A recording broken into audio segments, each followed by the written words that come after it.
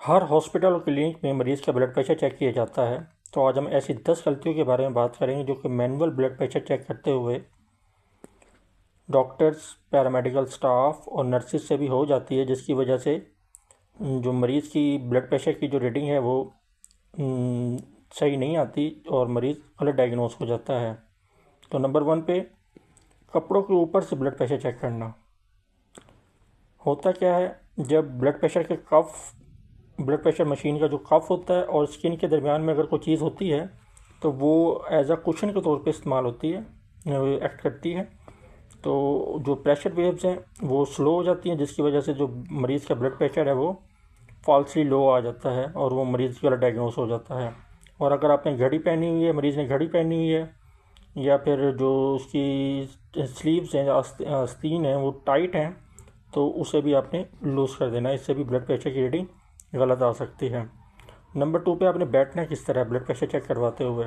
आपने बिल्कुल रिलैक्स होकर बैठना है, टेक लगा के बैठनी है, पाँव के ऊपर पाँव चढ़ा के नहीं बैठना। इससे भी ब्लड प्रेशर की रीडिंग गलत आ सकती है, फॉल्स आ सकती है। नंबर 3 पे आपने खामोशी से बैठना है। ब्लड प्रेशर चेक करवाते हुए बोलना नहीं है, बातें नहीं करनी।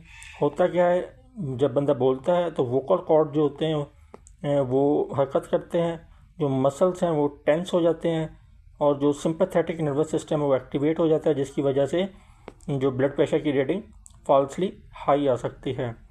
नंबर 4 पे आपने जब अगर मरीज़ हॉस्पिटल गया है तो उसे 10 से 15 मिनट वेट करवाना है, उसके बाद ब्लड प्रेशर चेक करना है। एक सिंड्रोम होता है वाइट कोट सिंड्रोम। उसमें क्या होता है कि मरीज़ जो है वो अस्पताल और डॉक्टर से अपना खौफज़दा होता है, जिसकी वजह से उसकी जो ब्लड प्रेशर की रीडिंग है वो फॉल्सली हाई आ जाती है। अगर मरीज़ ने सिगरेट पी हुई है या फिर चाय पी हुई है, कॉफ़ी पी हुई है, तो उसके लिए भी आपको 15 से 20 मिनट वेट करके फिर उसका ब्लड प्रेशर चेक करना है। अगर वैसे करेंगे तो उसकी रीडिंग हाई आएगी, तो वो मरीज़ गलत डायग्नोस हो जाएगा। अब नंबर 5 पे अगर मरीज़ को पेशाब आया हुआ है तो वो पहले से जाके अपना रिलैक्स होकर पेशाब कर ले, क्योंकि इससे भी सिंपैथेटिक नर्वस सिस्टम उसका एक्टिवेट होता है और जो ब्लड प्रेशर की रीडिंग है वो फॉल्सली हाई आ सकती है। नंबर 6 पे आपने मरीज़ का हमेशा लेफ़्ट जो अपर लिम्ब है वो आपने ब्लड प्रेशर चेक करने के लिए इस्तेमाल करना है।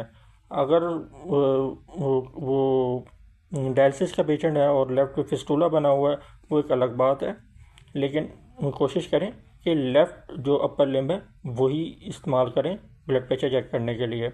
अच्छा, अब नंबर 7 में जो अपर लिम्ब है, जो लिम्ब है जिससे हमें ब्लड प्रेशर चेक करना है, उसकी पोजीशन क्या होनी चाहिए। तो वो एक रूल है, आर्म ऑन टेबल, कि टेबल के ऊपर हाथ रखा हो, जो शोल्डर है उससे 4 to 5 सेंटीमीटर नीचे हो और बिल्कुल रिलैक्स हो। इससे जो ब्लड प्रेशर की रीडिंग है वो बेहतर आ सकती है। अच्छा, अब नंबर 8 पे हम बात करते हैं कफ़ की। कफ़ का साइज़ क्या होना चाहिए। अगर कफ़ का साइज़ जो नॉर्मली होता है वो होता है 12 से 15-16 सेंटीमीटर, जो उसकी विड्थ होती है।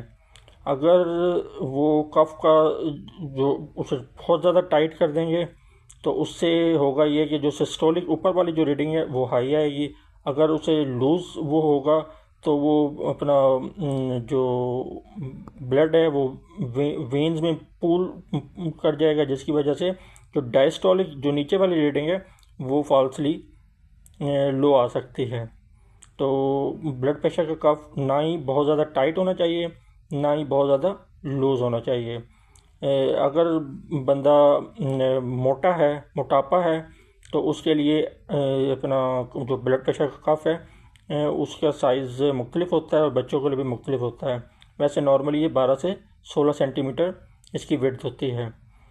अब जब ब्लड प्रेशर आप कफ आपने बांध दिया है, अब उसे इन्फ्लेट कर रहे हैं, वो हवा उसमें भर रहे हैं, तो आपने बहुत ज़्यादा तेज़ नहीं जाना या बहुत ज़्यादा स्लो नहीं जाना।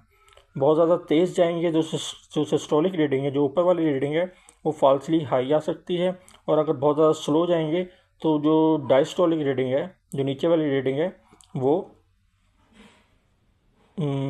फॉल्सली लो आ सकती है। इसके अलावा जब डीफ्लेट करना है तो डीफ्लेट भी आपने बहुत स्लो स्लो करना है। इसकी जो गाइडलाइन है वो है 2 to 3 मिलीमीटर मरकरी पर सेकंड के हिसाब से आपने इन्फ्लेट करना है और डिफ्लेट करना है। अगर आप इसे रैपिडली डिफ्लेट कर देंगे तो जो मशीन ने पल्स की जो ऑस्किलेटिंग जो उसकी देखनी थी, जो आवाज़ आनी थी, वो सही से नहीं आएगी, तो ब्लड प्रेशर की रीडिंग फॉल्सली हाई या लो आ सकती है। अब हमने जो आखिरी बात है वो मेन ये है कि डिक्लेयर ब्लड प्रेशर की रीडिंग ज़्यादा आ गई है एक बार, तो मरीज़ को एक रीडिंग पे अपने हाइपरटेंसिव पेशेंट डिक्लेयर नहीं करना।